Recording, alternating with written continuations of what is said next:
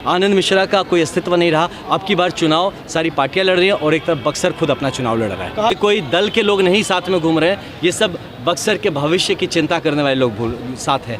ये विकास की तरफ है, बक्सर के भविष्य की तरफ है, हमारे आने वाले बच्चों का जो किस्मत है वो हमसे बेहतर हो, ये उस तरफ है। तो हम एक नेतृत्व मेरा वोट काट रहा है कोई भाई साहब, आप देखिए कौन 2 नंबर पे, कौन 3 नंबर पे, कौन 1 नंबर पे, पता लगाइए। मेरा वोट काटा जा रहा है, हमको उसी बात का चिंता है। मुझे जो नेतृत्व भाव से आता है ना, अपने दम पे आता है, वो किसी और का नाम जब के ना हम नेतृत्व भाव नहीं कर सकते। आप नेता बन रहे ना गुरु, अपने ताकत पे बनना चाहिए। और जीत का कोई डर तो नहीं है? बिल्कुल नहीं, जीत का है, जीतेंगे हम, इसमें हार का तो सवाल ही नहीं पैदा होता है। हम बस मार्जिन बढ़ाने की कोशिश कर रहे हैं।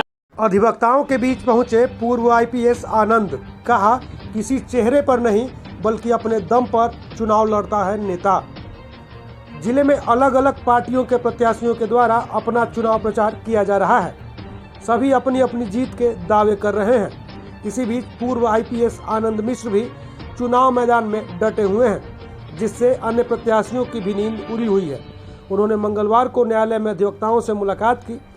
उनसे मुलाकात के दौरान उन्होंने कहा कि बक्सर की जनता ने जिस उम्मीद के साथ उन्हें चुना है, वह उम्मीद जरूर पूरी होगी। बकौल मिश्र, इस बार भले ही अलग अलग दलों के प्रत्याशी मैदान में हो, लेकिन सबके सामने बक्सर की जनता ने उनके रूप में अपना प्रत्याशी खड़ा कर दिया है और बक्सर की जनता आज स्वयं चुनाव भी लड़ रही है। इशारों ही इशारों में उन्होंने अपने विपक्षियों पर भी हमला बोला और कहा कि चुनाव नेता अपने दम पर लड़ता है, ना किसी और के नाम पर। यह पूछे जाने पर कि क्या इस चुनाव में वह बैठ जाएंगे, उन्होंने कहा कि यह केवल विरोधी कह रहे हैं और हमेशा कहते रहेंगे, लेकिन ऐसा नहीं होने वाला है। वह 7 मई को नामांकन करेंगे। यह पूछे जाने पर कि इस बार लोग उन्हें वोट कटवा तथा दूसरे किसी पार्टी का एजेंट बता रहे हैं, तो उन्होंने बताया कि लोग ऐसा इसलिए कह रहे हैं क्योंकि वह डरे हुए हैं कि आनंद मिश्रा भारी अंतर से चुनाव जीतेंगे। ऐसे में बक्सर की जनता यह जानती है कि कौन 1 नंबर पर है और कौन किसका वोट काट रहा है। उधर आनंद मिश्रा के द्वारा किए जा रहे जनसंपर्क के दौरान न्यायालय के अधिवक्ता संघ के सचिव विंदेश्वरी प्रसाद पांडे एवं तमाम अधिवक्ता मौजूद रहे। यहाँ तक कि भाजपा की पूर्व जिलाध्यक्षा माधुरी कुंवर भी आनंद मिश्र के साथ देखी गयी। जी नहीं, ये बहुत बढ़िया। देखिए हमारे तो आपको पता है अभिवक्ता जो है हमारे जितने भी ये जो फ्रेटर्निटी है लॉ का, तो जो हमारे कानून व्यवस्था को बनाए रखने में आपको पता है लीगल फ्रेटर्निटी की कितनी अहम भूमिका है। और कहीं ना कहीं एक भरोसा, एक विश्वास कि यहाँ अभी भी जो कमज़ोर है उसके लिए कोई खड़ा होगा, जो ज़रूरतमंद है उसकी आवाज़ कोई बनेगा, तो हमारे जितने वकील समुदाय हैं यही हैं। तो आज इनसे मिलकर मुझे प्रेरणा भी मिल रही है और इस तरह का एक अनुभव हो रहा है कि कितना मतलब ऊर्जा है यहाँ के पूरे इसमें। और बहुत सारे इश्यूज़ हैं जो कि गांव से और बहुत पिछड़े इलाकों से लोग यहाँ पे आते हैं और बहुत सारे इश्यूज़ अपने उम्मीद लेके आते हैं जस्टिस के लिए, न्याय के लिए, और यहाँ पे वो इनके थ्रू ही वो मिलता है।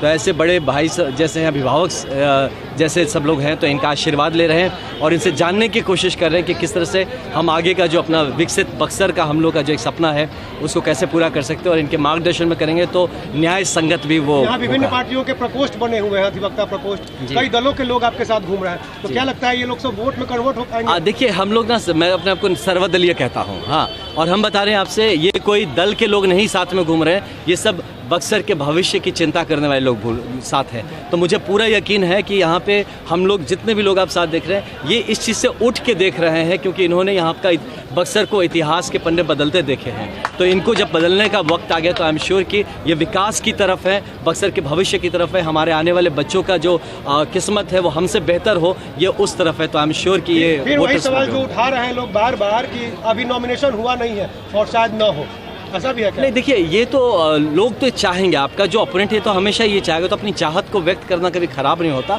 बाकी मैं बार बार कहता हूँ, मैं कोई वादे लेके नहीं आया हूँ, मैं इरादे लेके आया हूँ। और अच्छी बात है कि भगवान ने हमें एक ऐसे स्थान पे रख दिया कि अब अपने ही क्षमता पे हम कितने अपनी चारित्रिक बल कितना है कि आपने जो कहा, तो हम पीछे हटते कि नहीं, ये तो आपको 7 तारीख को पता चलेगा। और बिलीव मी, अब आनंद मिश्रा का कोई अस्तित्व नहीं रहा। अब की बार चुनाव सारी पार्टियां लड़ रही हैं और एक तरफ बक्सर खुद अपना चुनाव लड़ रहा है। कहा जा रहा है कि आनंद मिश्रा किसी के कहने पे उतरे हैं मैदान में। नहीं देखिए, कहने का क्या, ऐसा नहीं होता, ये गलत होता है। और वोट काटेंगे। एक नेतृत्व, मेरा वोट काट रहा है कोई भाई साहब? आप देखिए कौन 2 नंबर पे, कौन 3 नंबर पे, कौन 1 नंबर पे, पता लगाइए। मेरा वोट काटा जा रहा है, हमको उसी बात का चिंता है। बट एनीवेज, तो ये चीज़ ऐसा नहीं है। एक चीज़ समझिए, जो नेतृत्व भाव से आता है ना, अपने दम पे आता है। वो किसी और का नाम जप के ना हम नेतृत्व भाव नहीं कर सकते। आप नेता बन रहे ना गुरु, अपने ताकत पे बनना चाहिए। तो मुझे इस बात का बहुत भगवान से धन्यवाद है कि जो भगवान करते हैं अच्छा ही करते हैं। ये मौका दिया कि किसी और के कंधे पे रह के बंदूक नहीं, अपने हाथों से बंदूक चलाएं, अपने हाथों से चलाने का मौका मिलेगा। और आज पूरा बक्सर के लिए मैं एक उम्मीदवार बन के आया हूँ। मैं सिर्फ किसी पार्टी विशेष जाति धर्म पे नहीं हूँ। और यकीन मानिए, बक्सर का चरित्र इतना कमज़ोर नहीं है कि मैं बैठ जाऊँगा। हार और जीत का कोई डर तो नहीं है? बिल्कुल नहीं, जीत का है, जीतेंगे हम, इसमें हार का तो सवाल ही नहीं पैदा होता है। हम बस मार्जिन बढ़ाने की कोशिश कर रहे हैं। बहरहाल बक्सर में बदलाव की बयार बहेगी अथवा पुराने दल के प्रत्याशी ही जीतेंगे, यह तो आने वाला वक्त ही बताएगा। लेकिन राजनीतिक तापमान इन दिनों बढ़ जरूर गया है। बक्सर से चंद्रकांत निराला।